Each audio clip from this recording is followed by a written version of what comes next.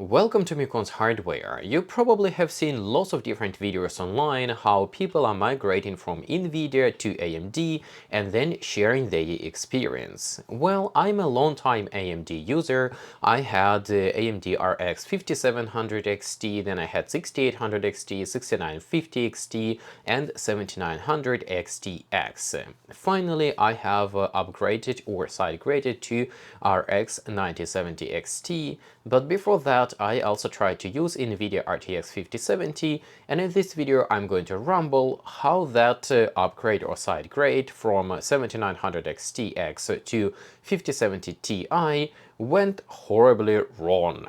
Before buying a graphics card, most sensible people would go online and check the tailored reviews and benchmarks, how one graphics card performs compared to the other graphics card, what kind of features it has, and what kind of power consumption you can expect.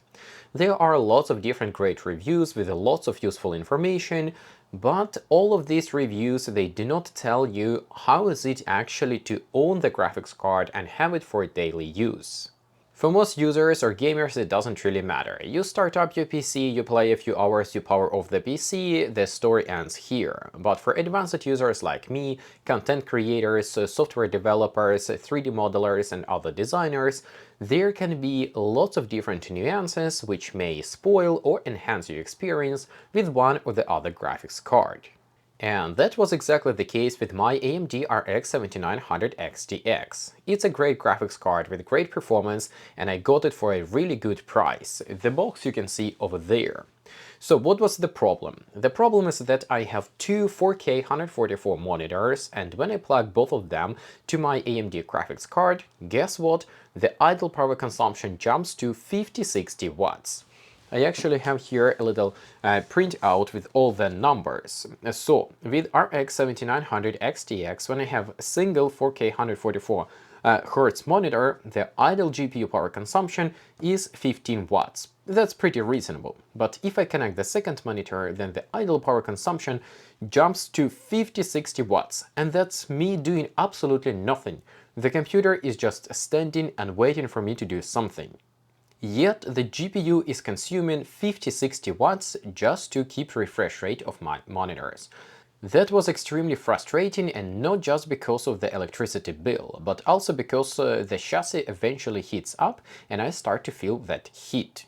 So for a very long time, to overcome this issue, I ran my secondary monitor at 60 Hz. Yes, it was annoying and frustrating, but that was my solution at that time. Then I have upgraded to Intel Core Ultra 265K, which is also a great CPU for the money if you're looking for content creation and not gaming. And Intel's latest iGPU can output 4K at 120 Hz through HDMI. So, with this iGPU, I connected my secondary monitor to iGPU, both of them running at high refresh rate, 120 Hz and not 144 Hz, and GPU power consumption at idle stays at around 15 watts. Happy dandy? Not exactly. This setup works almost fine, but when I drag my window from one monitor to the other monitor, there is a slight delay, and sometimes there are a little bit glitches here and there because the window must go from one GPU to the other GPU, and that was utterly frustrating. That's why I decided to move on and buy myself another graphics card. The RX 7900 XTX would retire and go into my benchmarking system to test the old Xeon 5 CPUs. After checking several different online reviews, I realized that Nvidia RTX 5000 graphics cards are significantly more efficient under gaming conditions compared to the latest AMD RX 9000 series, and that's why I decided to give Nvidia a try. I bought myself an RTX 5070 Ti, which is a decent graphics card with very comparable performance to my retired 7900 XTX. And when I plugged it in, I connected my monitors, and I was happy to see that the idle power consumption was somewhere around 30 watts, a little bit under that. That was good enough for me, and I was happy. Not for long though. Soon after I installed the graphics card and did some preliminary testing, I went to make a coffee. When I went back, the monitors went to sleep and they were black, which is natural behavior for basically any modern monitor. So I touched my mouse, I pressed the keyboard with expectation to get my PC back to life, but instead my PC completely crashed. I had no idea what has happened, maybe I installed the GPU in the wrong way or anything like that, so I opened up the chassis again, I remounted the GPU, I started up the PC, well, it works. So then I waited for a while until the monitors go to sleep again, and then I tried to move my mouse or keyboard again, and again the same thing. The computer just completely crashed out. After a couple of reboots, I have received a happy notification from Nvidia drivers that the drivers crashed out. So what happens here is that Nvidia RTX 5070 Ti fails to wake up my 4K 144Hz monitors. This does not happen all the time, but it happens rather frequently and it was extremely annoying. Another extremely annoying issue with 5070 Ti I had is that for whatever reason, whenever I want to go into my motherboard's BIOS, the BIOS output would go through Intel iGPU instead of through the graphics card. I don't know who is it to blame here. Is it Nvidia's video BIOS? Is it ASRock's Z890 motherboard's BIOS? Or it is Intel's fault? But the fact is that whenever I wanted to go into the BIOS, I had to unplug my monitor from the graphics card, plug it to the iGPU, do my things in the BIOS, and then plug it back from the iGPU to the graphics card to be able to use it under Windows as normal. 3 days in a row, 5070 Ti would fail to wake up my monitors, either both of them or one of them. I would have to turn monitors on and off, restart the computer to make sure that it properly works.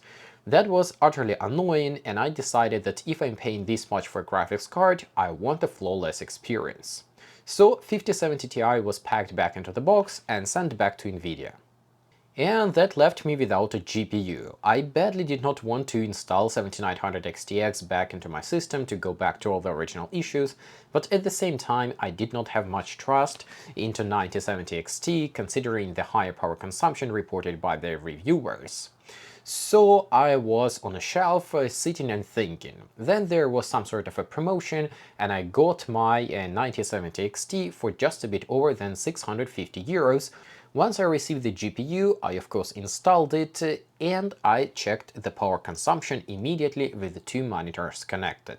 Idle power consumption goes up to 30 watts. Usually it's about 25-26 watts, but it can go up to 30 watts. That's not great, but it's about half of what I had with my RX 7900 XTX, so I was happy to compromise with that. Because with RX 9070 XT, my monitors, both of them would wake up 10 times out of 10 tries. And BIOS would render through my GPU, so I don't have to plug the video output cable, DisplayPort to HDMI from GPU to iGPU and back if I want to access the BIOS.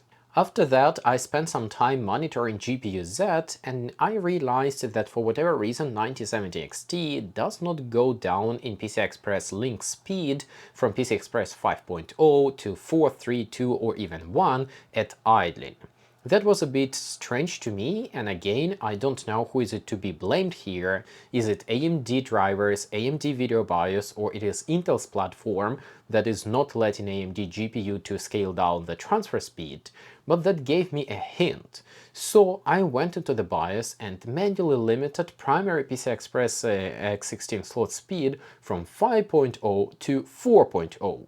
The performance degradation with all 16 lanes available will be minuscular, especially in the games I play, but the power consumption dropped significantly. With the two monitors connected and both of them running at high refresh rate, idle power consumption of my RX 9070 XT goes as low as 5 watts. And let me remind you that my old RX 7900 XTX also runs at PCI Express 4.0 because it doesn't support PCI Express 5.0.